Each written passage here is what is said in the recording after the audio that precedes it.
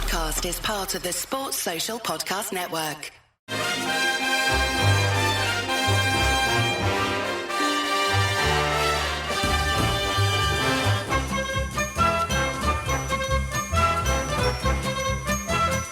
Hello everyone, I'm Chris Wynn and welcome to How We're the podcast. And after a week off from the Premier League where the lads navigated to the fifth round of the Cup, we return to the bread and butter of league football this weekend with another Sunday fixture as we entertain Fulham at the Stadium of Light.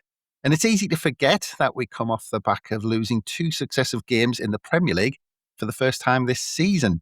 And that's probably because we put in two good performances against Arsenal and Liverpool, which certainly softened the blow. But our opponents this week go into the game on the back of three straight defeats in the league, which means there is only 2 points between the two sides in the table.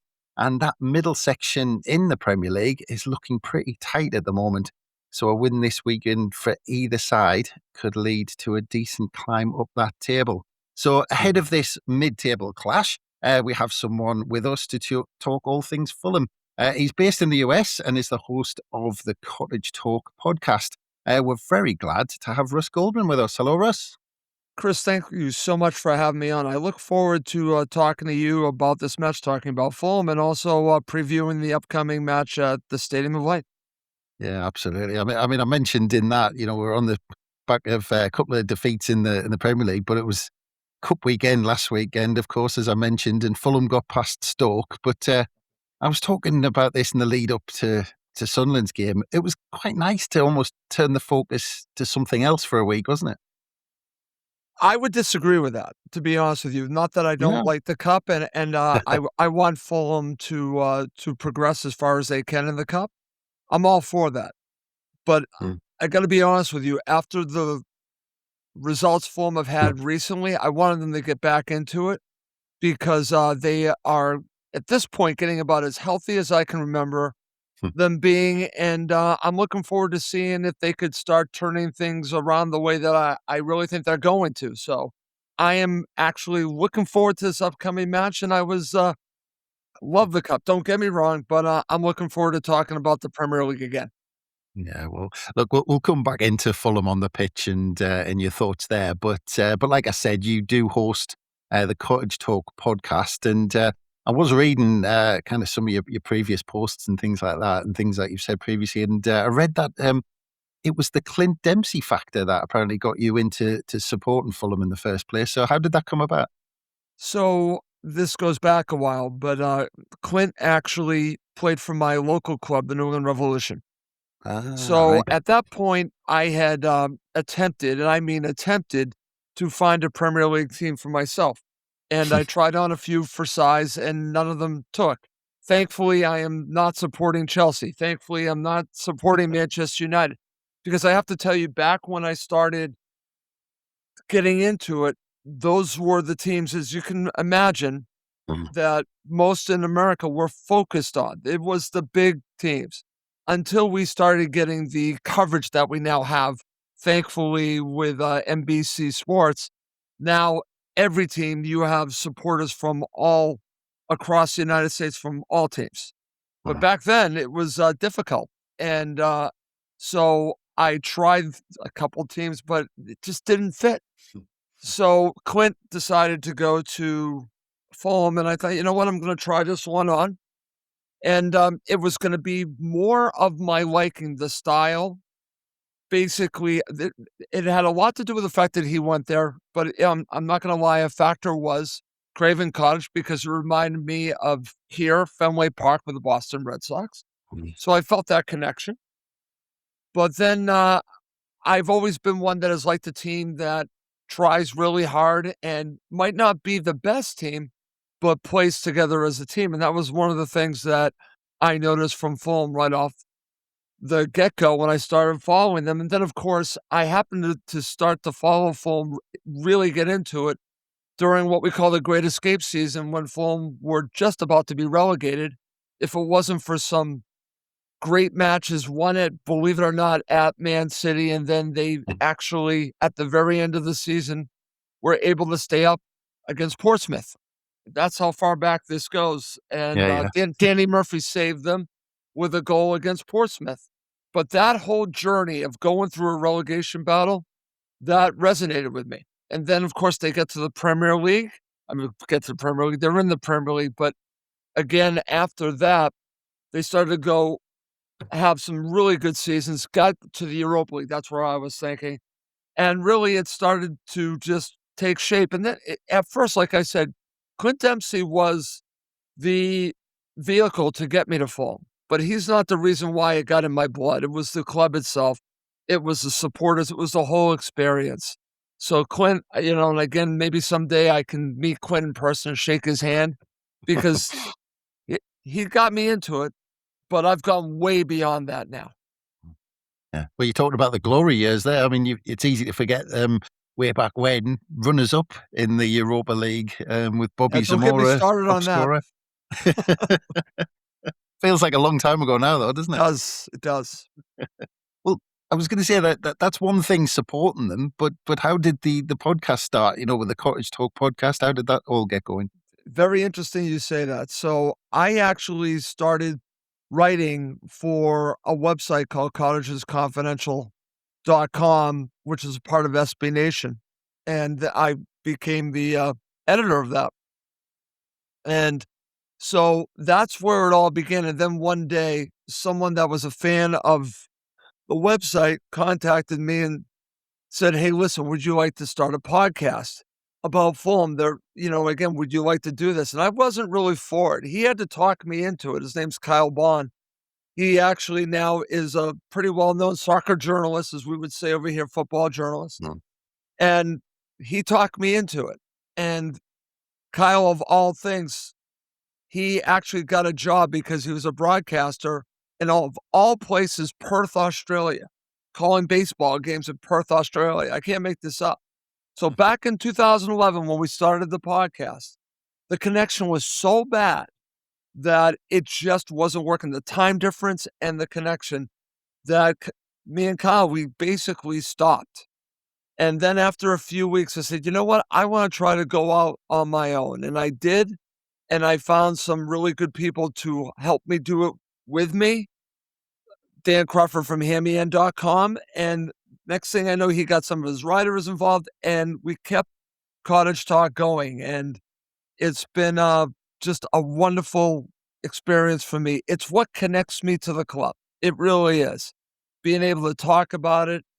And I just love doing it, Chris. It's a labor of love.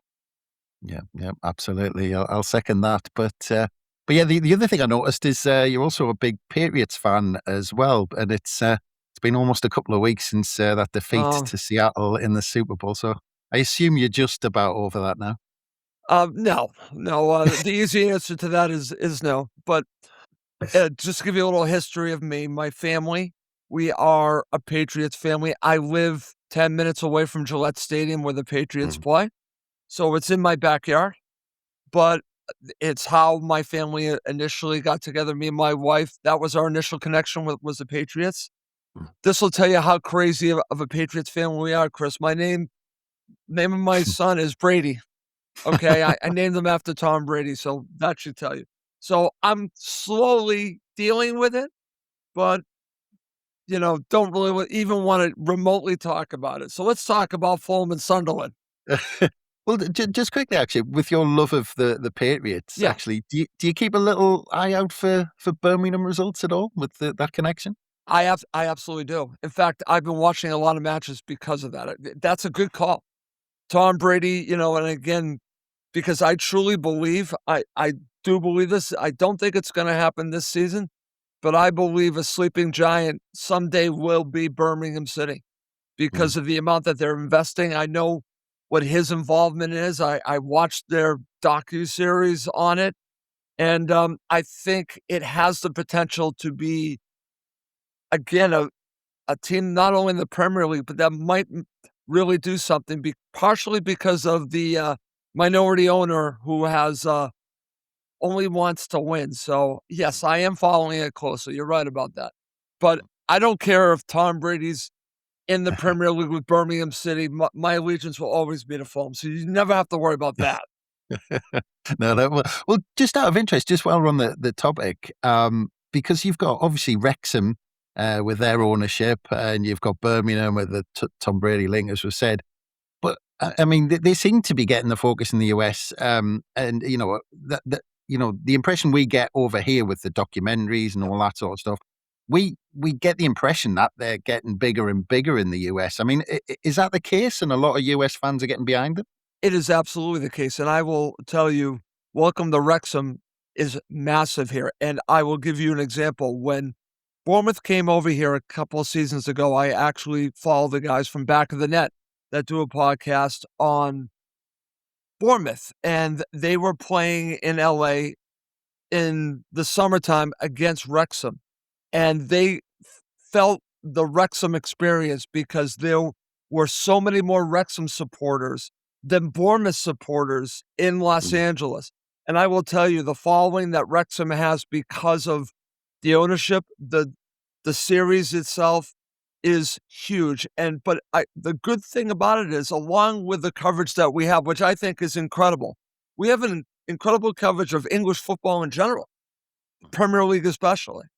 But the fact that Wrexham, the story of Wrexham has put other potential owners, and again, there's more focus on the lower leagues here too because of Wrexham. The championship is getting more exposure because of Wrexham. So regardless of what I think of the owners themselves, which I'm not fans of either one, I'm talking about Wrexham, of Ryan Reynolds and his partner, not huge fans of theirs because I just think that, again, I have to give them a lot of credit. But what they have done is they really shine the light on something that I already enjoy. And the Premier League over here is going huge. It's getting huge. It really is. I mean, I see it. And I don't know if you guys get a feel for how big it's getting over here. So maybe that's one of the reasons why you're asking me. But I think what's going on with Wrexham, and I'll throw Birmingham City into the mix, is really good. It's really good for me over here. Yeah. Well, I mean, actually, it was just a last point on that, because it was talked about quite a bit at the beginning of both of those documentaries. But there does seem to be a fascination in the US with our pyramid system in terms of clubs being able to go from the very bottom all the way to the very top. Yeah, listen, that's been a big situation over here with MLS, because MLS is our Premier League version, right? It's still, if you're asking me where I would rank MLS is probably somewhere between lower championship to mid championship at this point. I would say about 4 or 5 years ago, I would say was League One. It's now entered the championship. It's decent. Okay. It's actually, it improves each and every year. It gets a little bit better, but there are a lot of fans over here that are fascinated with the pyramid system and want it over here. It just isn't going to happen because MLS is dominating everything football-wise over here for football. We do have other leagues like the USL, but I don't think they'll ever integrate.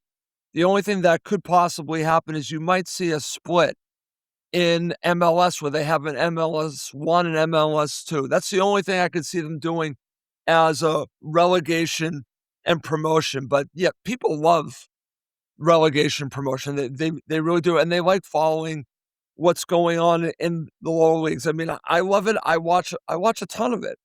I have ESPN Plus, so I get to watch a lot of the championship, and I enjoy it. I really do. Maybe part of it is from Fulham's time in the championship, but I will tell you, believe it or not, Sunderland has got a lot of traction over here, and you know why? Because Sunderland Till I Die was a huge hit over here. And honestly, for me, it was painful to watch because I knew the story, but to go into more in depth of how bad it got for Sunderland, I felt for all the supporters that supported Sunderland. I didn't realize how bad the ownership situation was, and then to see it continually go down. Now to see it rise back up, I'm all for Sunderland being where they are. And if you're asking me between you and Newcastle, it'll be Sunderland all day long. Yeah, well, I think it was mentioned at the beginning of that documentary that we're a little bit to blame for the Wrexham situation, because I think they watched that and thought, we'll buy a football club. But yeah, actually, just very quickly, because I thought we'd have a little bit of fun because, since your love of Fulham began with Clint Dempsey, I thought we might see how many US internationals you might be able to name that have played for Fulham over the years. And I have a list of 12. Oh, I don't know What if I can one of get all of them, but Well, no, I was going to say actually because one of them is Dempsey, so that there's yeah. 11 others. But to be fair, I'm going to apologise slightly because I probably only recognise a handful. But see how many you can maybe get. Okay. So we've got Brian McBride. We've Of course. got let's see, you're putting me on the spot. We got Brian McBride. We've got Jedi right now, Anthony Robinson. Um, Yeah, there's two uh, goalkeepers on there. yeah, Casey Keller's one of them. Yeah, I forget the name of the other one. Tim Ream obviously is on there. yeah. Let's see. God, this is You've really already got more. You've already got Carlos more than I would have gotten. Bocanegra. Okay, Yeah, Carlos Bocanegra. And obviously there are others, and Fulham supporters are gonna kill me that I don't know every single or I can't off the top of my head remember. I'm gonna stay there. yeah. I'm gonna stop there. But that That's a right now is a decent amount of that's a good players. effort. That's a good. I wouldn't have been able to name the others. I think that the others you didn't get Marcus Hanneman. Marcus Hanneman was the other Yeah, goalkeeper I was thinking of yeah. before my time. Emerson Oh, Emerson Hyndman. Hyman. Emerson Hyman. I hadn't heard of him actually. I Yeah. have to admit. Eddie Lewis, Eddie Lewis was the one I was trying to think of too. Eddie Johnson, Oh, uh, terrible player. Marlon Marlon Fossey. I think Eddie Johnson Marlon was. Foss. I think Yeah, Eddie Johnson was on the books of Manchester United at one point, if I remember rightly. Luca Della Torre, yep. Luca Della uh, Torre, yep. and then there was Anthony Robinson, who you got. So yeah, that was a good effort. Well done, Russ. Okay, I did put you on the spot with that. But look, coming back to Fulham, look, sure. going past the past few years, you did mention kind of Championship, Premier League, and all this, and I was looking at the 5 years between 2017 and 2022. Fulham flipped between the Championship and the Premier League and became a proper what we call, I suppose, a yo-yo club between those top two divisions. But that last promotion in 2022, obviously being backed up with 3 years finishing mid-table in the top flight, did it feel at the time that promotion was different and maybe Fulham were a bit more prepared that time? Yes, and I will tell you, it felt completely different because when we first came up to back to the Premier League, I was actually at the playoff final against Aston Villa in 2018, and then you get promoted, and Fulham were signing all these players, spending all this money, but really didn't have a plan. And I didn't realize it at the time, but Slavisa Jokanovic was not the right manager for them in the Premier League. Partially, it was because he wasn't going to change his style. He wasn't going to try to learn how to play in the Premier League. He was going with the same plan he had in the Championship, and it simply didn't work. It was an unfortunate error on his part. When he did figure it out, they sacked him, and they brought in Mm. Claudio Ranieri, and Claudio Ranieri puts in his style, which he didn't have one player on that team that could play his style. So you're asking to play this defensive style. It didn't work. And then it went from bad to worse, in my opinion, having Scott Parker take over. And then Scott Parker then gets them back to the Premier League. And, during COVID, during that whole period, but it's some of the worst football, Chris, I've seen since I follow Fulham, and it still is that way. I was actually a blessing for Fulham was when they got relegated again and Scott Parker wanted to leave and go to Bournemouth. That was a blessing because that led to what has happened ever since. And that's Marco Silva coming in, because this might shock a lot of people, but one of the reasons why Scott Parker failed is that he decided not to play Alexander Mitrovic anymore. Literally was refusing to play Mitrovic. And the next season, I think Mitrovic scored 45 goals in the championship. So that should just tell you how wrong he was. So it was a combination of when Silva came in, the style of play was fantastic, but I had a good feeling that with his experience of his time at Everton and Hull and I'm blanking on the other club that he was at in England. that he would get it right this time. And we won the league, and then we came back up, and the approach was a little bit different than the other two approaches back. And I had a feeling that Marco would know how to play in the Premier League compared to the other managers that we had, and that's been 100% true. Marco is an aggressive manager, but he does care about your defensive duties. It's not Ange Postecoglou. It's not that. It's more of a balanced way of looking at it. He knew that we would not have the ball the majority of the matches, so we became more of a counterattacking team. You accept that, but you plan around that, and that's what he did. And then when we do have the ball, teams that we feel that we can beat, we would dominate the play a little bit more. But he's been able to figure out what he can and can't do in the Premier League, and he is a very good manager. And listen, he's one of the major reasons why Fulham are stable in the Premier League. The question is, do you want stability or do you want more? And Chris, I want more. So that's kind of where I am with Marco Silva. Well, that's before we get deeper into Marco Silva, I think that's a good chance for us to take a quick break. So we'll be back very soon. It's tax season, and at LifeLock, we know you're tired of numbers. But here's a big one you need to hear. Billions.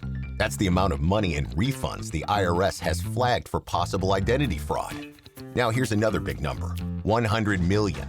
That's how many data points LifeLock monitors every second. If your identity is stolen, we'll fix it guaranteed. One last big number. Save up to 40% your first year. Visit LifeLock.com/podcast for the threats you can't control. Terms apply. This episode is brought to you by Indeed. Stop waiting around for the perfect candidate. Instead, use Indeed sponsored jobs to find the right people with the right skills fast.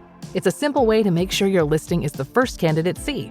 According to Indeed data, sponsored jobs have 4 times more applicants than non-sponsored jobs. So go build your dream team today with Indeed. Get a $75 sponsored job credit at Indeed.com/podcast. Terms and conditions apply. And welcome back to How We're the Podcast. And we're just about to get into Marco Silva because I'm really interested. I'm fascinated with this one at the moment, this situation that's building up at Fulham because look, if you do look at these last few years, of course, you've had Marco Silva being manager, took you up semi-final of a League Cup, 2 quarter-final appearances in the FA Cup, finishing between 10th and 13th in the Premier League last few seasons. I think there's only Arteta and Guardiola who've been at their club longer. So on paper, when I read that out, Russ, I would assume that his stock was pretty high, but I was listening to one of your previous podcasts and there seems some grumblings with him. And so I'm not quite sure where Fulham fans stand with Marco Silva at the moment. So to be fair, Chris, I think the majority and really the high majority want Marco Silva to be Fulham's manager for as long as he wants. And I understand that because of the success he has given Fulham Football Club. That's number one, okay? The question is really not just one question, it's 2 questions. First question is he's not signed a contract. And this has been a major bone of contention with me, Chris. He went into this season with not signing a new contract. Now, he's done this before, but the last time he did this, he signed in October. So the fact that he has not done it to this point, and over the summer, he really was just really being open about his feelings to the press about the lack of signings, basically talking about the transfer window and really saying things that I truly believe would have gotten him sacked over here with his commentary. He said things that I think many teams he would have been fired, okay? But because the Cons love him and the fans love him, kind of just pushed it aside. So, okay, he just wants the best players possible, but also I think he wants the best situation possible. One of the issues that I have is that I learned information over the summer that Marco Silva was a finalist for the Tottenham job. It was between him and Frank. And he actually met with Daniel Levy reportedly from a source I have learned 5 times. You don't meet with someone like that unless you're really interested. And I think what ended up happening was they decided to go with Frank instead of Silva. But the situation was he was very much interested. I was also told he told Fulham that he was doing this. So I'll give him credit for being honest with his bosses, right? I'll give him credit for that. But just think about that. I'm knowing this information, thinking, how long does he actually want to be at the club? So then we get into the season. He has not signed another contract. And you see all these jobs opening, and he's not being asked the question. And I'm getting frustrated. No one's really asking the question. We're talking about a lot on Cottage Talk. And finally, the media starts to ask him the question. And you could tell that Silva's getting a little bit uncomfortable about it. And then next thing you know, you see all these discussions that they're having between the sides. Well, guess what? Nothing's been done. However, the only thing I will tell you is that the way that the tone of Silva has changed a great deal in January. Now, all of a sudden, he's on the same page with them, with the club, with the board. So part of me thinks, okay, something's going on. Maybe a deal is done. They just haven't announced it. But again, nothing has been announced. And even I think it was Tony Khan, the son of the owner, and he came out because he owns AEW and said he wants Marco here, for a long time, and he believes he will be. But nothing's definitive, Chris. So that's number one. So you have this, I call it this huge cloud hanging over the club the entire season. It's hanging over. I think it affected them getting players over the summer. I don't know. I don't think it affected them in January because I think Silva's gotten some players that he wanted. Oscar Bob, I think, is a huge signing. And I think that's a Silva signing, okay? So for me, maybe there is something going on, but it's just so up in the air. But the other part is this, is that, and it still plays out in several matches during the season, he's an excellent manager, a fantastic manager. His game plans, his staff put Fulham in the right position to succeed 9 times out of 10. But his in-game adjustments are really just like for like. He's like Arteta in that way. They put out the plan and they really don't revert too far from the plan. I think the biggest change he will make is he might put Tom Kearney in central midfield and take out a defensive midfielder, basically someone more that can control the game. That's his idea of making a change. It is a change, but it's still kind of a like for like.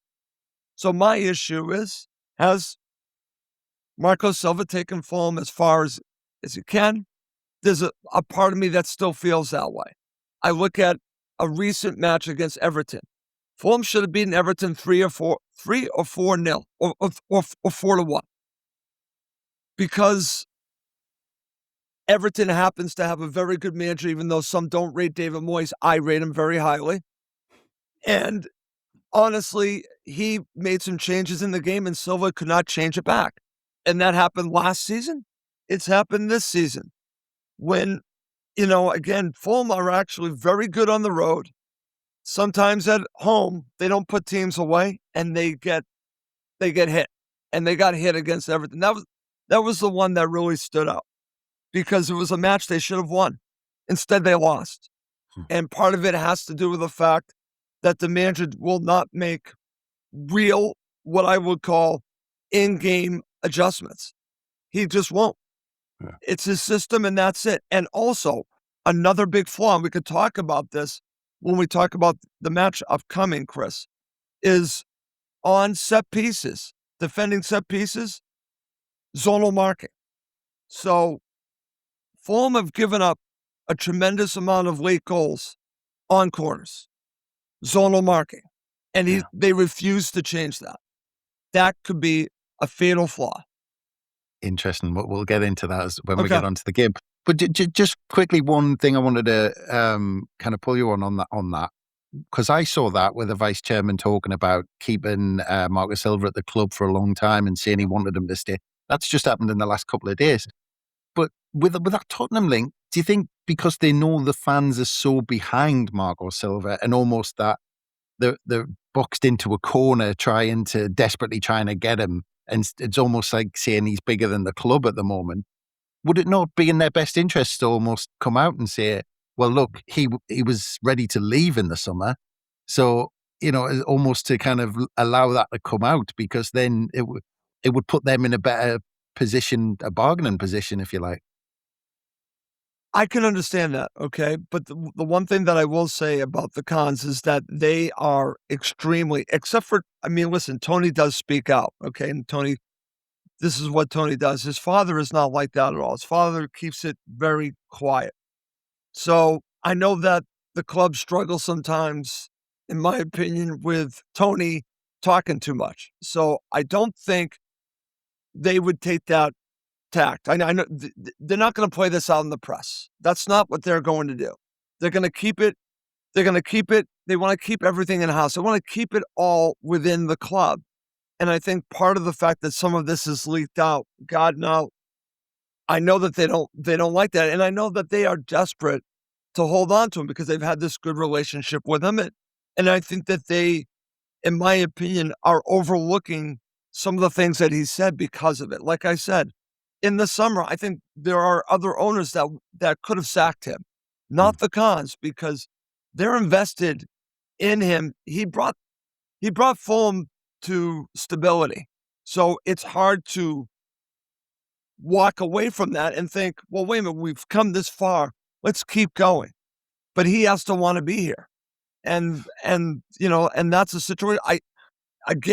I have a feeling, and this is just my gut feeling. I don't know Marco Silva, but I think he's looking for something better. And if he doesn't get it, he'll just stick with us. Well, this is the kind of bottom line question, I suppose. What is he looking for the most? Is Marco Silva looking for assurances from the club on their ambition? Yep. Or do you think he's purely looking after his own ambition in waiting for something bigger? So that's an interesting question because it could go either way because the way that he has portrayed it in the press is that he has this huge ambition and that he's looking for those players. So if you are reading between the lines and you see the moves that they've made, even with bringing Kevin in late, bringing in Samuel Chukwueze, and now getting Oscar Bob and potentially getting Ricardo Pepe. They worked really hard to try to get Pepe, but they could not get PSV Eindhoven to get a replacement in time. But I've been told that they had a deal in place, but they could not get that replacement. I'm talking about PSV Eindhoven, but Fulham are continuing to try to get him this summer. And there are people that believe it's because of Silva, because Silva wants him. So that's what's very tricky here. Is there a part of me that thinks that Silva wants to be here if he gets the right players? Yes, but then I go, it's almost like I'm on the fence, and I hate being on the fence, Chris. I'm not a fence person, but there's a part of me, but I'm literally on the fence. Part of me, to your question, is that he has this huge ambition, but if Fulham match the ambition, well, maybe he'll stay because they're now bringing in those players. However, if Manchester United come knocking, that is bigger ambition. Would he go? And I think he would be tempted. So that's the situation where we're in. Yeah. Is this part of the problem in the fans' eyes? Because obviously you've had those 3 years finishing mid-table. Yeah. And you've had some good cup runs. You're on a cup run this season as well. But do you think that's part of the problem? Because at the same time, when Marco Silva's asking the question or potentially asking the question, you've got a lot of fans going, right, does the club now stick or twist? Because stability in the Premier League costs a lot of money. Absolutely. But to move to that next level costs a hell of a lot more. So do you think the club are in a really tough situation do they want to take that risk?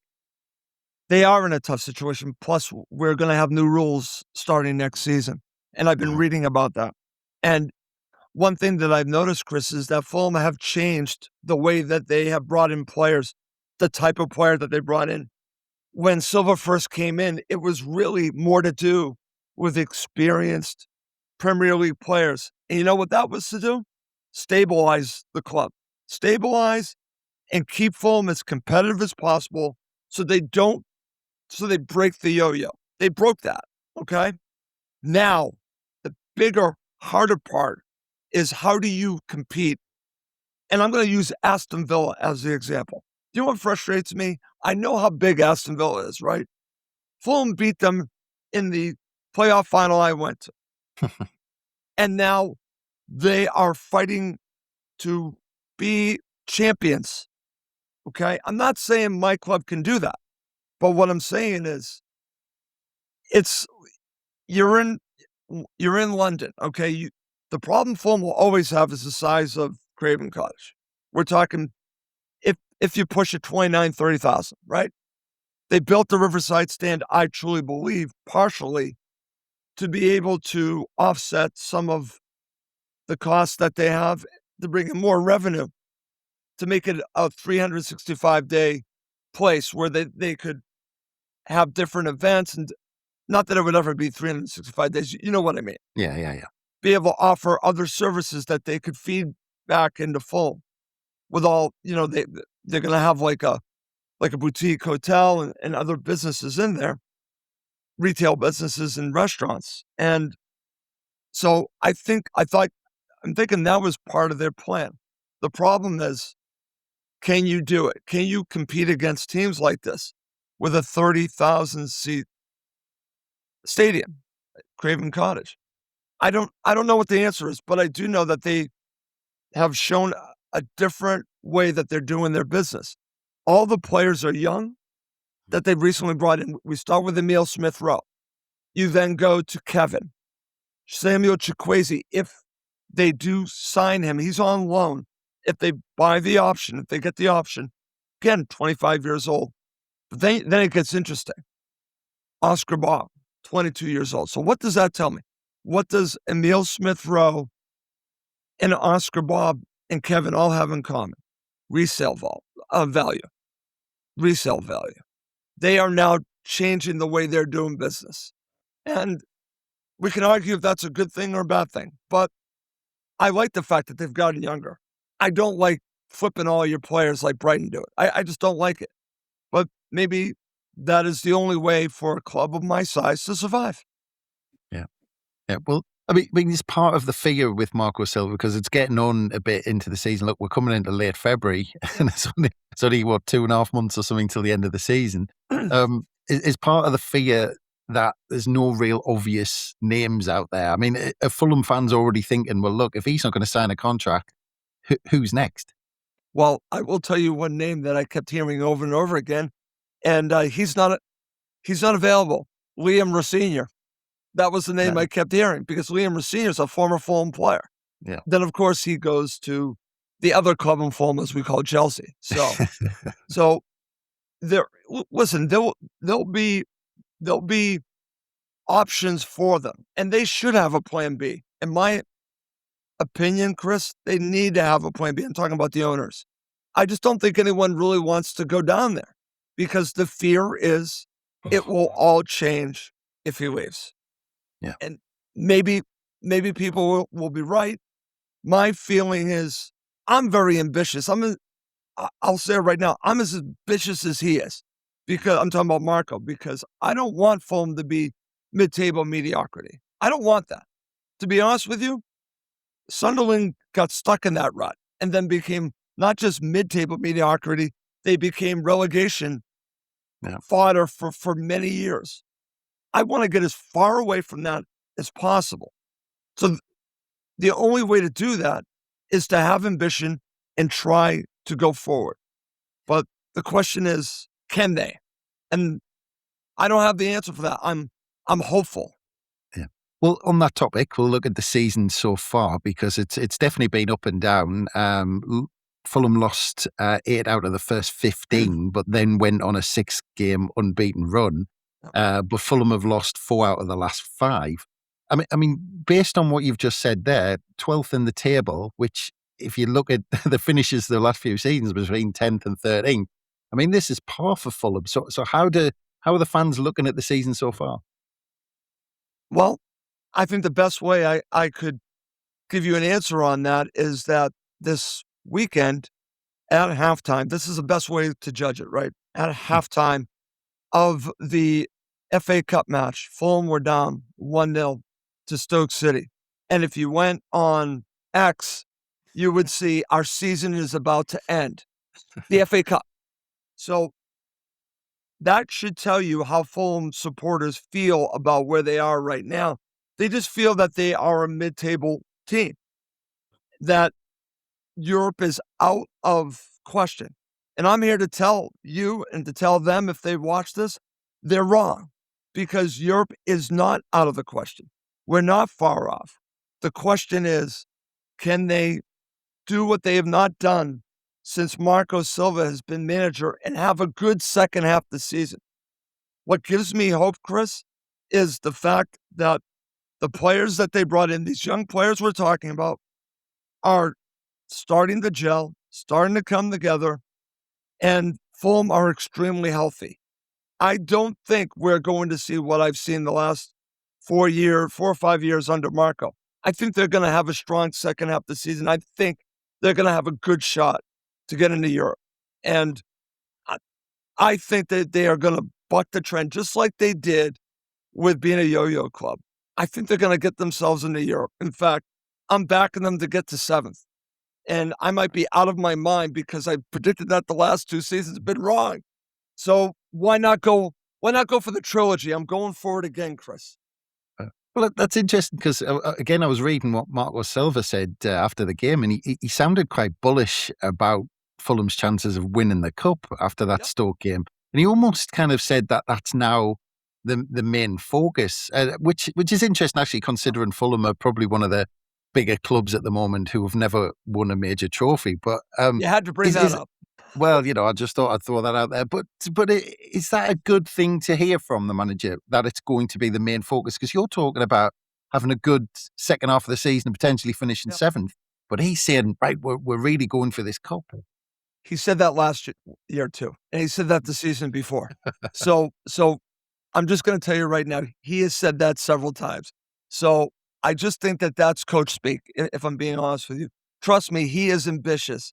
He wants Fulham to have a great second half of the season. I know that. And again, he throws a lot of spin out there, Chris. So for me, I think this is part of his spin, but in all honesty, I look at the players that they brought in, and I'm going to tell you right now, what makes me confident is this has to be the deepest Fulham team I have seen in my lifetime of following Fulham.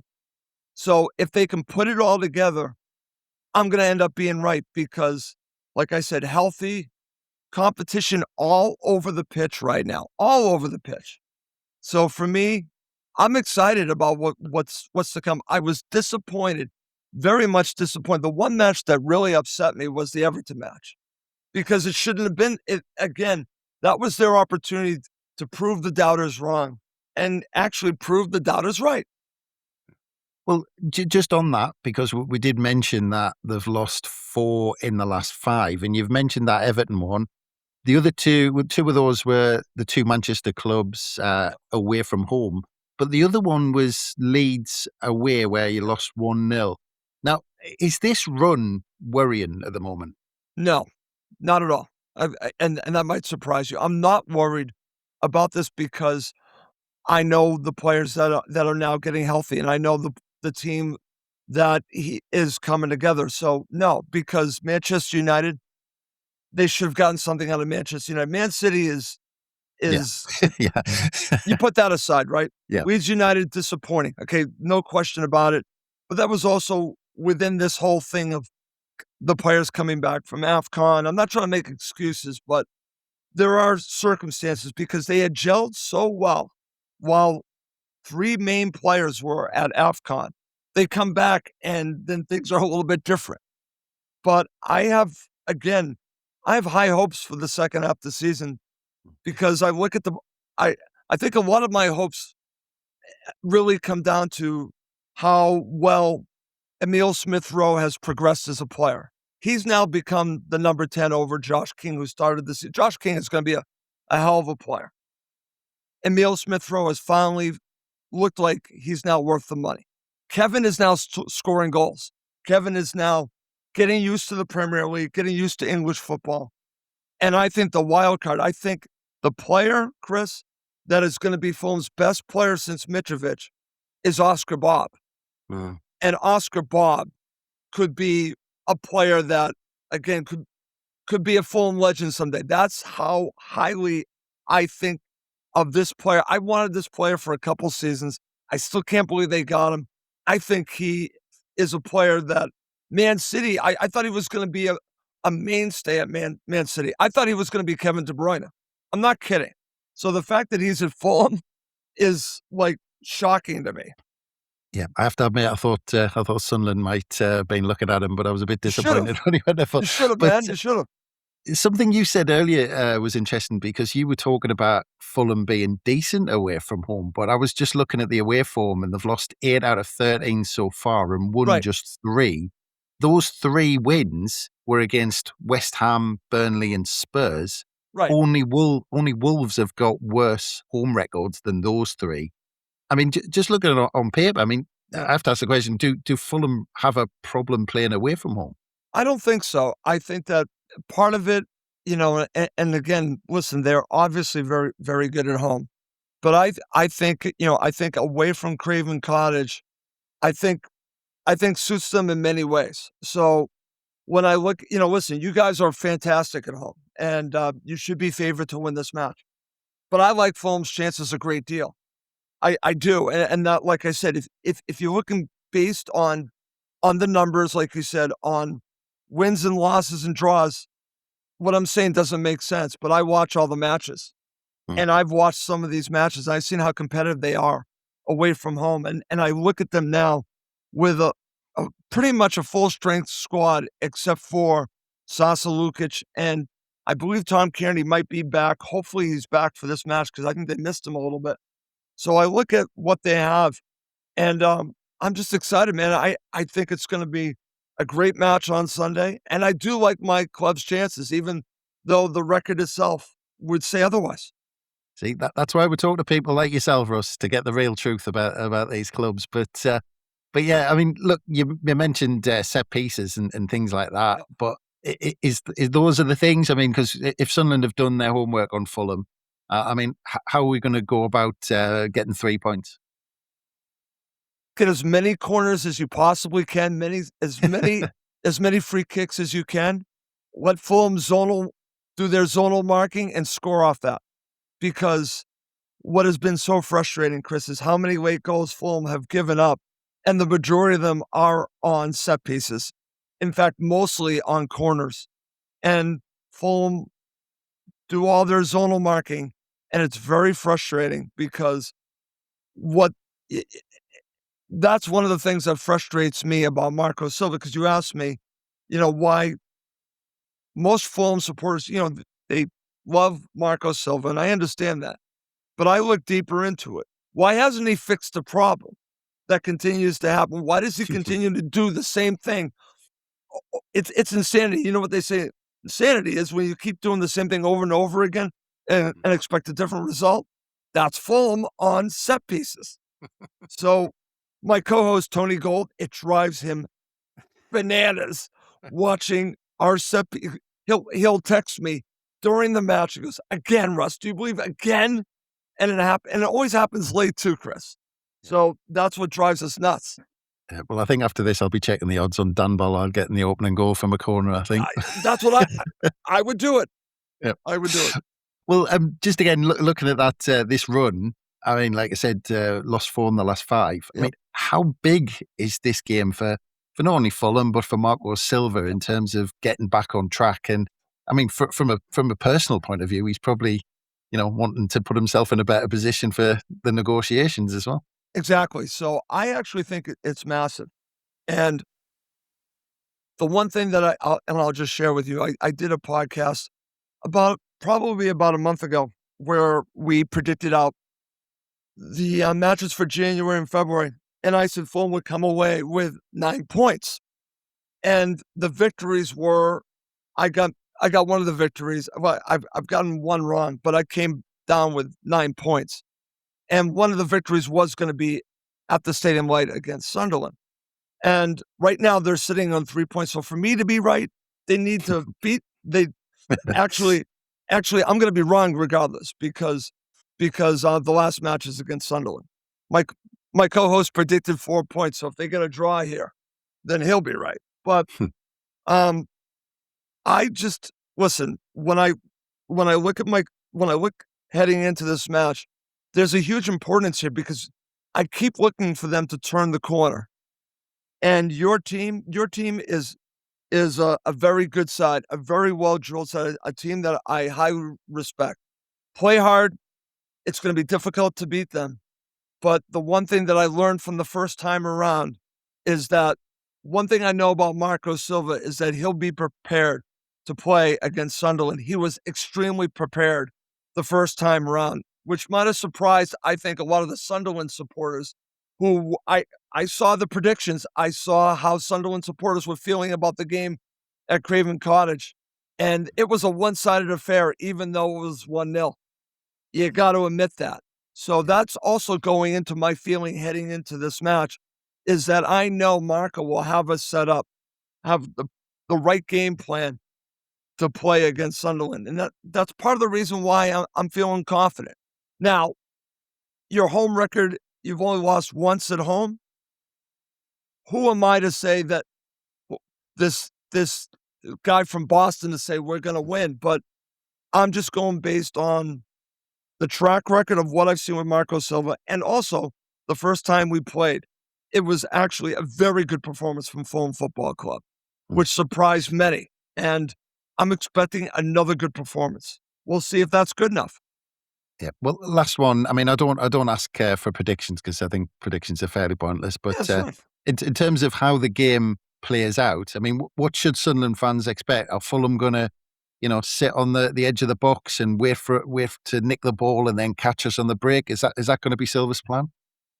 It's going to be an interesting one because generally speaking, because it sounds like you're going to look to soak up the pressure and beat us on the counter. So is this going to be two teams that are going to be like, no, you have the ball. No, you have the ball.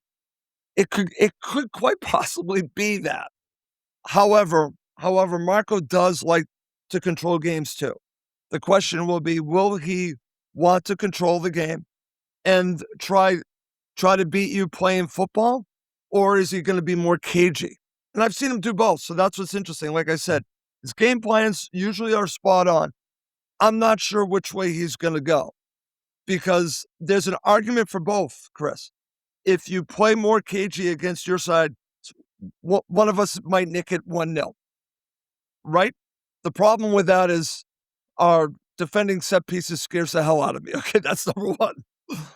Or do you go to the Stadium of Light and take it to you and try to dominate the ball and try to get all these crosses in the box and leave yourself open?